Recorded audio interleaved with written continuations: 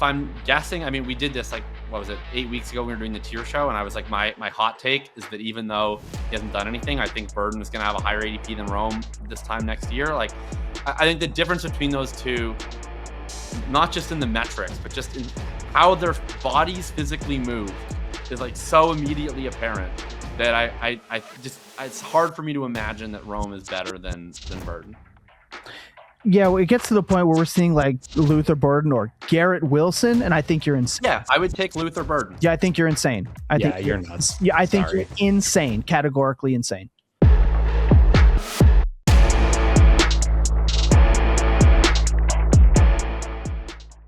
Now we're going to get into players who actually have value. The three bears. We got Colston, Loveland, Luther Burden. This is going to be Caleb 2 hours minimum. Loveland. I mean, I would say rightful riser. I'm rightful riser on both Loveland and Williams. I don't know what we're doing with Burden. Like, are we only counting the playoff game because he didn't do anything in the playoff, or are we counting like the larger like late season rise? Because the playoff he didn't do shit, but I would say like no change. I don't think any worse of him after the playoff game. He hasn't hit a 70% route share in any game of his career. Like that, I understand he's really dynamic. He has looked awesome at times. The fact that Odunze came back immediately in a week when Odunze himself was saying, yeah, I'm kind of not really well conditioned right now. I might be on a snap count, and played a ton more than him. It is like horrifying to me. Still got out targeted by him though. Yeah, fair. But Rome Odunze produced before getting injured early in the season to like a pretty reasonable level, to the point where people were ranking him as like a fringe top 12 dynasty wide receiver for a hot second there. Like, Rome has showed he can play. Loveland can definitely play. Where does that leave Burden to me? Like, I think it's like maybe slightly better than likely that Burden is a better player than Rome in real life. I don't know to what extent that translates to fantasy when Loveland is better than both of them anyway. So it's like, how much do I care that the 65% ish kind of, I don't want to call him a gadgety player because that's like lazy and like is just leaning on the prospect email. Prototypical size. He's a prototypical size wide receiver who was drafted in round 2 onto a team that already had established starters. Like, I don't know. Like, as a rookie, the fact that he had limited routes, like, does that really bother you? It doesn't bother me at all. Well, it's that he couldn't think he's going to be Heath for those, which I think is the main problem. Yeah, I mean, he's raw, but he's like a 21-year-old player. Like, aren't we allowed to let people develop? Like, there's a lot of players that didn't have full. Like, CeeDee Lamb wasn't a full route share player behind Amari Cooper and Michael Gallup. Like, it only bothers me if 70 pounds. Yeah, he has prototype size. It only bothers me if he's like a round 3 startup pick. That's like where I start to be like, okay, maybe show you can get on an NFL field into a full-time role before I draft you in round 3 of a startup. Luther Burden is the type of player that is just picked as a favorite by everyone, and then we're hoping. Hold on, ridiculously good. Sure, that's like, and was like an extremely productive player from freshman year. Like, it's not like he's like some crazy nerdy take. Like, he was like the 101 in Devi for like several years because he was ludicrously productive as a freshman at Missouri. He was the #1 high school recruit. Like, he's always been the dude. And then he fell to like high variance 2 in rookie drafts because there was legitimate red flags on his production profile. And then he put up the best season by yards per route run by a rookie since Puka Nacua. Yeah. But but there's and moves like ways that no players move. Like, he's ridiculous to watch. Yeah, I just think he's had 3 legitimate usable games in his career. And then, like Ryan pointed out, got big dog in routes by Odunze. And then Loveland looks like he's like #1 in the pecking order. I think Burden is going to get pushed up like aggressively high because there's going to be he's Amon-Ra St. Brown stuff. Even though people hate Amon-Ra St. Brown, they want a new Amon-Ra St. Brown. I don't fully get that, but I think he's like fine. I think he's a rightful riser because there's potential there. I just think he has a long way to go to like. If he hits, I'll say this: if he hits anywhere near like round 4, then I'll say fake. He's definitely hitting round 4. He's 100%. I'll never draft him. All right. I will take him in every single startup in round 4. I'm so annoyed. 6, and that's like fine because he's going next to like Laporta and Scatabo, and I'll click Lucas. Oh, easy. I mean, so here's the thing: when you get to this point, and I say this a lot, more wide receivers creep into that top 12 on projection and not merit than actually. No, why is projection and merit two different things? Like we project. That's like, why do you have to see something if there's every player that becomes something at some point isn't something, then they become something. Our job is to project. Right. Brian Thomas Jr. went at the 2-1, and I said last year that was a mistake because we're projecting this giant leap for him, and I never took him at 2-1. But that's how it goes. Every player that's ever become worth 3 firsts at some point hasn't proven that they're worth that, and some work out and some don't. But to just be like, oh, I'm never gonna make the bet, like. I mean, you'll have fewer busts, but you'll also have fewer hits. But I'm not saying to never make the bet. I'll take the bet right now when it's round 6. But there just comes a value impasse where I'm like, I'm just not going to draft him blindly every single time because I think X. I think that's bad. That's a bad bet. I think he's going to be legitimately like. I think he's gonna be fake overpriced. Like I don't think that's a thing that's even on our like thing. But like Colston Loveland going in the 4th round. Like that's not gonna happen in a couple of months. He's gonna be. But that's what I'm saying. Like, take it now, so you don't have to take it when he's in the 3rd round when peak hype season hits. I mean, I still think like there's people that are gonna hype Burden. I'm gonna hype Burden, but like Dave, who I love and respect, is like I think probably not on an island. Like. He's saying, I think Rome is better. I just lean Rome. Like, I don't think that's going to be a popular take. I think Burden has a higher ADP than Rome. But, like, I don't think it's going to be a 0 take. Like, I think that'll be like a 60-40 thing. I think that is going to prove to be very incorrect. I think watching them, 2 of them, one moves way more dynamically. One is better at the catch point. One is capable of being used in a way more fantasy-friendly way because you want to scheme gadget touches to Luther Burden. You don't want to scheme gadget touches to Rome Odunze. He's not very good after the catch. I think that the gap between those 2 should be actually quite wide.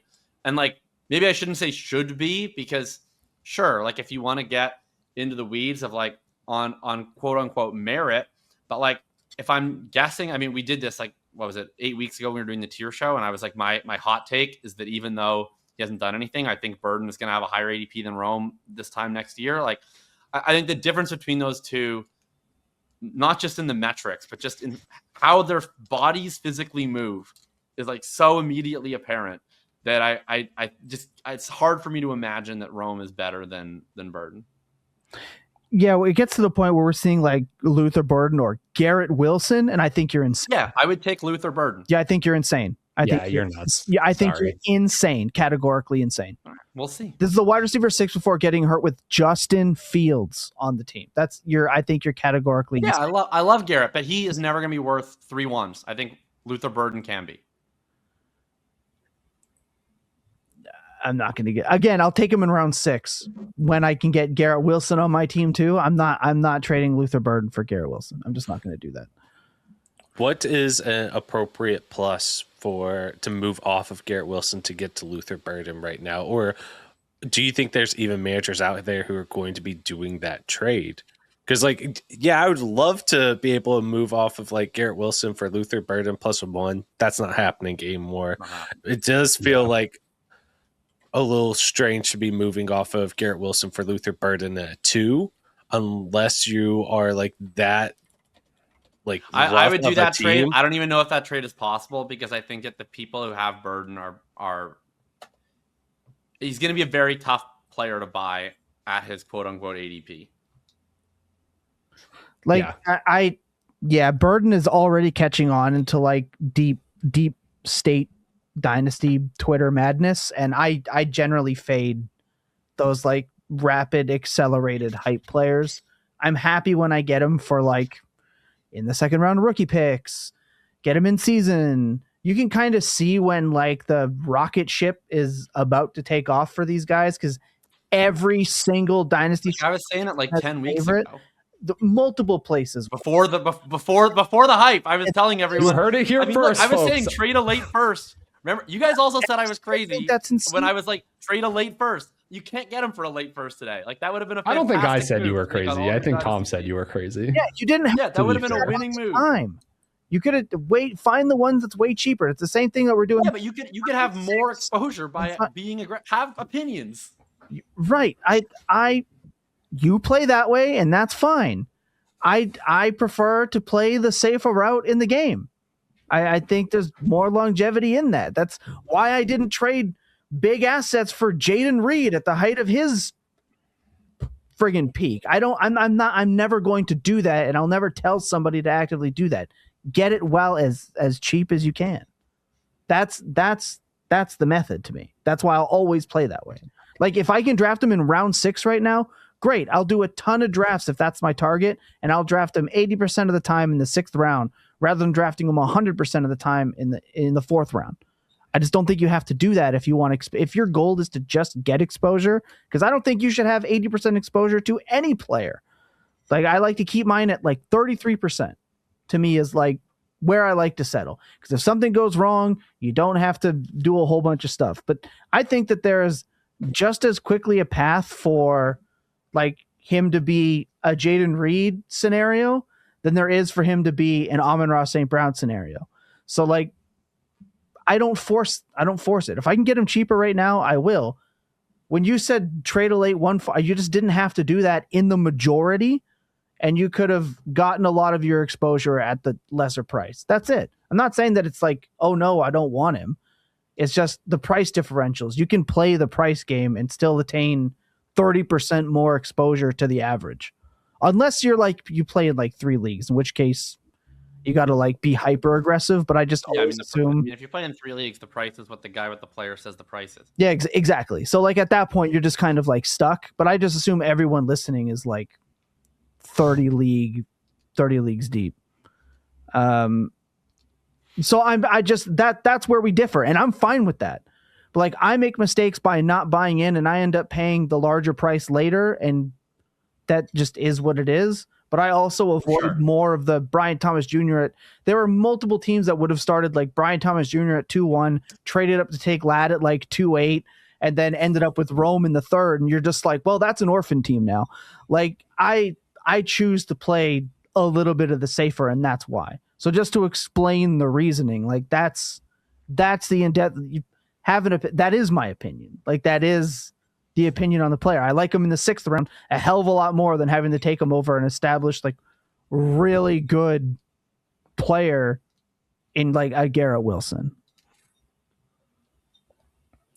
I think when we do maybe our the 2027 forecast next summer, we'll renew the Luther Burden debate when I have him ranked at like 103. I already know you're going to, and it's like totally fine. I just won't. This is it. Yeah, that's it. I think maybe if I could just if I could like elucidate the difference in philosophy the two of you have, I think Jakob is much more views players and missing out on players or getting in on players in like an individual sense. Like he wants to be correct and be right and be heavy on the players he believes are going to move in value. Tom will look and say, yeah, sure, there's Luther Burden who could be really good, could be worth 3 firsts, but there is a player currently that's worth 3 firsts that I know I'm going to get 3 firsts worth of production out of. The alternative to Tom is I'm going to make moves for that other player in what he would view as like a more sustainable or more, just a more stable, less risky way.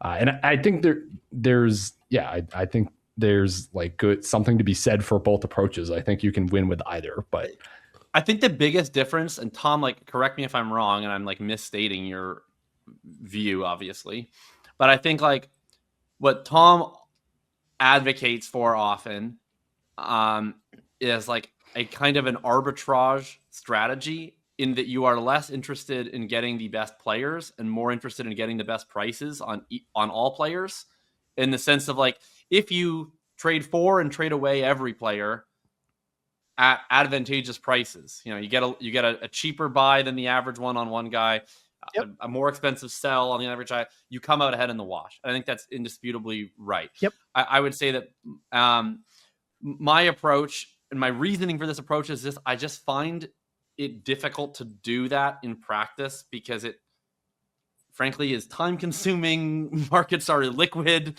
People with players often don't want to sell them for the market price 100%. because they drafted them for a reason, all these etc. reasons. And so I'm more into making bets. I'm less interested in, can I get a good price on this player relative to his current ADP? And I'm more taking the view of, what do I think this player is going to be worth in a year? And can I pay substantially less than that now? Right. Even if it's more than his current cost. And I'm not saying I'm right on all these bets. Tom brought up Jaden Reed. Very wrong on that. I'm confident that if you aggregate all of the bets, I come out ahead in the wash. Does that mean every team gets better? No, obviously there's going to be teams where you combine multiple bad bets.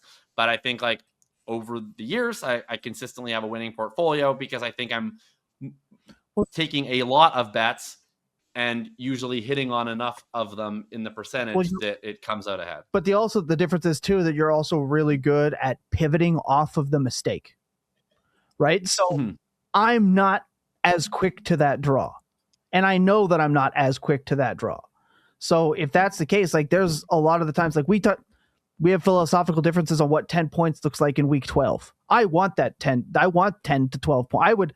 I kill for 12 points in week 13 in my flex, right? Whereas for you, you're trading away Zay Flowers for a random 27-1 because you just he'll never see your lineup. Whereas to me, I'm like, I'm dying for Zay Flowers in week 13.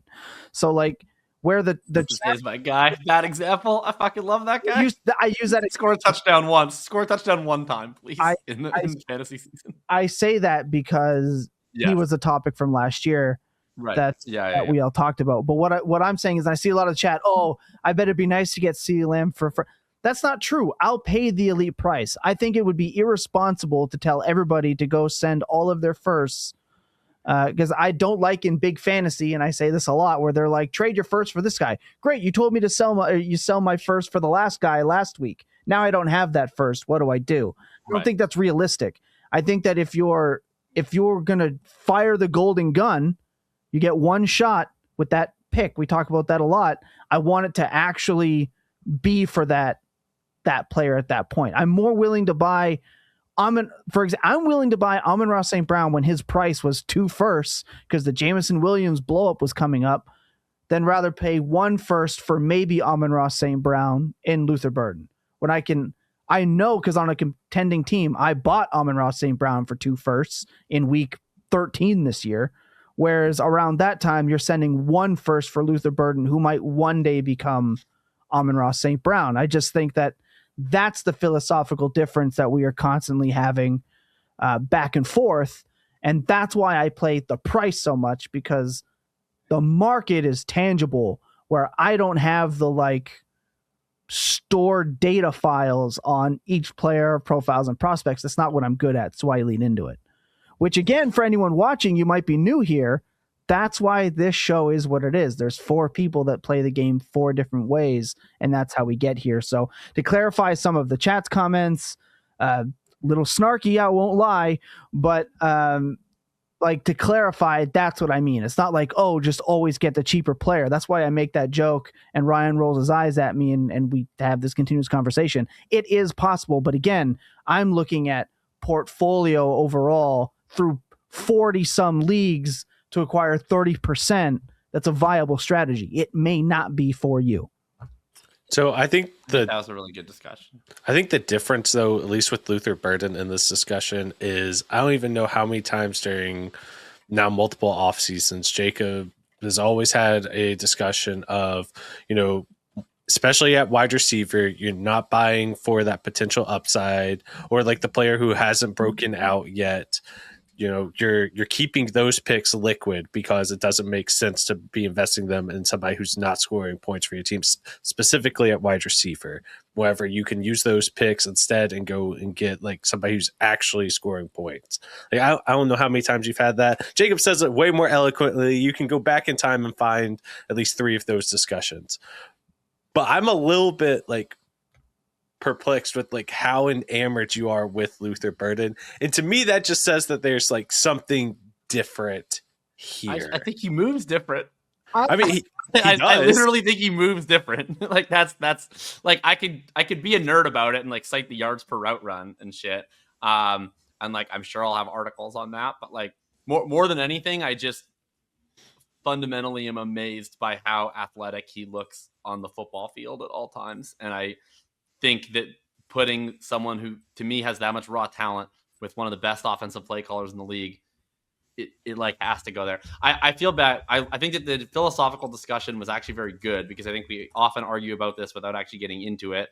So I think it was good to have. The chat is asking for Loveland content, and since Tom and I just had that big discussion, it would be great if Ryan and Lucas could give them some Loveland content.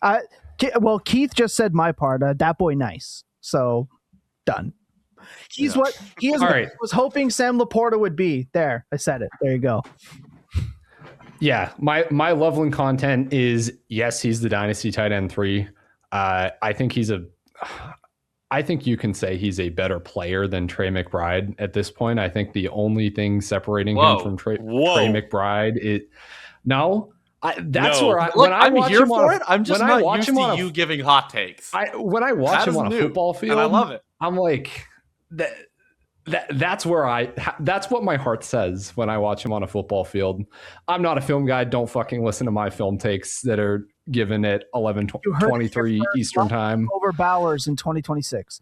I'm not saying you should not draft him over Trey McBride or Brock Bowers or whatever.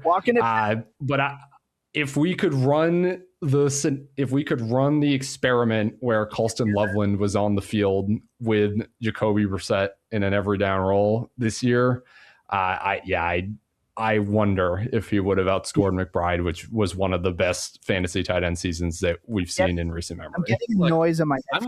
I'm with you. I just love that you're giving a hot take because usually you're the cool, sober voice of second thought on this program. But I mean, Loveland, you could, I'm sure, roll the tape. I said back in the pre-draft, I was like, this is my favorite player in the 2025 NFL draft. It was tough for a while, experiencing him getting bodied by Tyler Warren and Arondé Gadsden for half the season as like a major Loveland conviction person. It was difficult. We got there eventually. I think he's clearly dynasty tight end 3. I think that the more important question facing people with respect to Loveland this offseason is he closer to McBride and Bowers at the top as the third of the top tier, or is he the first of the next tier? And I think really the actionable advice then is, are you looking to sell McBride or Bowers for Loveland plus / sell any of the other tight ends plus for Loveland? Or are you looking to sell Loveland plus to get up to McBride and Bowers, or sell Loveland for one of the others plus?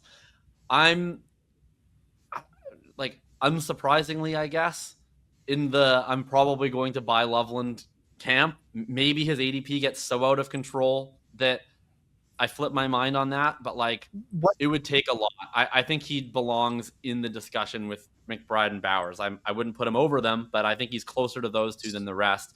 He can legitimately be lined up. Like their 2-point play in that game, which was an extremely crucial play, they lined up in max heavy formation. And I was like, what the fuck is this all about? Are they going to run? Like, are they going to do Wildcat? What is this doing? All they did was to make sure that they could get a linebacker assigned to Loveland because there was nothing interesting about the play. They just lined up in heavy, split Loveland out. We're like, haha, we caught you with a linebacker on him. You can't cover him. And then they just threw it to him because they were like, he's going to beat your linebacker because he's better than your linebacker. Like, and that was what was so impressive to me about him at Michigan was they didn't have any wide receivers. They didn't have a quarterback. They didn't have a passing offense. Their coach was sexting women instead of designing pass plays. So like he would legit split out wide and just beat corners on slant routes. Like that was why I was like, this guy is a higher level than Tyler Warren, in my opinion. So yeah, I think he's like unreal. I think and the best part is the only thing I was concerned about with him is like Cole Kmet is a classic, better NFL player than fantasy player. And we hadn't seen until this playoff game Rome and Moore and Burden all in the field and Kmet available. Would he get the routes? And he did. They made him the focal point of the offense in the most important game of their season with everybody else healthy and active and running routes. They ran the whole thing through Loveland. Like, yeah, I'm extremely into him. So can I ask then, if you say his ADP gets out of control, what's out of control? Because right now it's tight end 4, pick 43 between Egbuka and Olave. Yeah. Where is it in the second round? Well, let me just ask you this first, actually. Let me rephrase this. 101 this year or Loveland in a tight end premium? Loveland. Oh, no, you know what? No, I would take Jeremiah Love. I would take Jeremiah Love. Okay. So then the next pick that comes off the board. Definitely take him over 102. So that's the start of round 4. So you'd have to take him over. So then what's the breaking point here? Tyler Warren, Trevor Lawrence, Rashid Rice. Way over Tyler Warren. Get out of here. Oh, way over these guys. So we're talking like I would be. I mean, I think he would be my 102 if we were redrafting the 2025 class. Okay, I'll put it that way. So I would take him ahead of McMillan. I would take him ahead of Dart. So that puts you. I mean, Trevion goes ahead of Dart right now, which I don't think is accurate. Yeah, I'd take him ahead of Henderson. Let me quickly read. There's Ashton Genty going at RB3, pick 17. The next one is Tet McMillan, wide receiver 9 at pick 26. So you'd be taking him at the 301. 2-3 turn. Yeah. 2-3 turn. I feel pretty comfortable with him Would you- because I don't know. I expect. Sorry, Hampton. Hampton is next. It goes. Yeah, I'm taking him over Hampton. So then I would suspect McBride and Bowers go closer to the 1-2 turn this offseason. I don't know. Yeah. That's kind of just off of vibes. Round. Trey McBride going at pick 9. Bowers going at pick 11. You'd have to take him. Yeah. If you want him there before Hampton, you would have to take him at pick 22, right where Jalen Hurts is. Well, I would rather have. Would I rather have Jalen Hurts? I think I'd rather have Jalen Hurts. Okay. So breaking point. Yeah, like I don't know. I'll do rankings in a couple days. I expect he'll be somewhere between 20 and 25. Yeah. My issue is again short sample size, but tight end is tougher for me. Again, I'm with you on that. I think it's going to get to a point where it's too pricey for me, but I was happy to have him at pick 111. I was happy to get him at pick 110. I think I'm weary on the tier down thing, which normally I'm all in. Like McBride is just an elite asset, period. And so is Bowers. So it's like, it's really hard to move off of that. But if you're a betting man like Jacob is, this is your time to shine. Where was this? Sorry, I'm now tilted. Look, Big Diaz, I don't know you. So like, I don't have any expectations that you like follow every word that I write or say. But where was this conviction all year with respect to Colston Loveland? If any time that Colston Loveland was brought up to me between the months of March and December, the conviction was present. Like, you believe that, okay? Like, believe that. He was my rookie 106. Like, we were very big Colston Loveland people all year. I think I was the lowest. I think I was the lowest on that. And a lot of that was the blocking. But boy, like our chat said, did he ever block the shit out of the pack? Well, okay.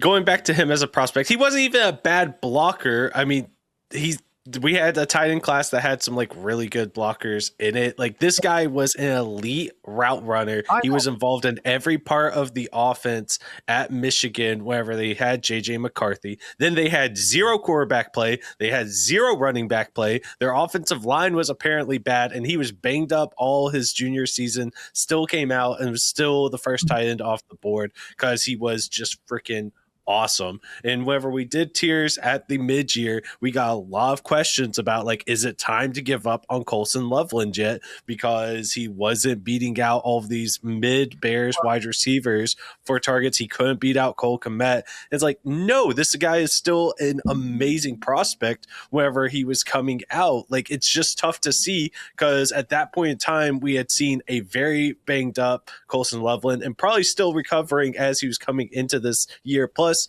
tight end's probably, aside from quarterback, the toughest position to learn in the NFL. It was going to be a steep learning curve. This is somebody who's just amazing. And how good has this rookie tight end class been? Like, this will go down as probably an all-time tight end class we're looking at right now. And we have 4 tight ends in the top 12 from this rookie class. Actually, 4 within the top 10 to go along with tight end 3, 4, and 5 right now in startups. Like, that's fantastic. Yeah. And tight end's not going to suck forever, maybe. I texted Ryan the other day. It's like, it's pretty insane that we got like the top 6 tight ends in the last like 3 years. Kind of nutty, but and not just tight end deep this year. Is tight end really deep this year? You ruined it. I'll never say it, because every time you say it, right, everything blows up miserably, and now you've ruined it. You've just cursed everyone. Sell all your young good tight ends. They're all about to, I don't know.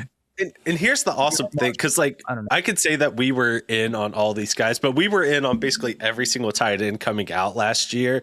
And if you have done nothing but draft tight ends in your rookie drafts, it was basically impossible for you to screw up. Like, even if like you drafted Terrence Ferguson, you're sitting there like, oh man, Ferguson did nothing for me this year. He looks really good. About moves different. I like Terrence Ferguson. Yeah, Terrence Ferguson's fun. Like, I think that you have legitimate value there, and if you're not sold on him, you can move off of him for plus value of what you were drafting him at.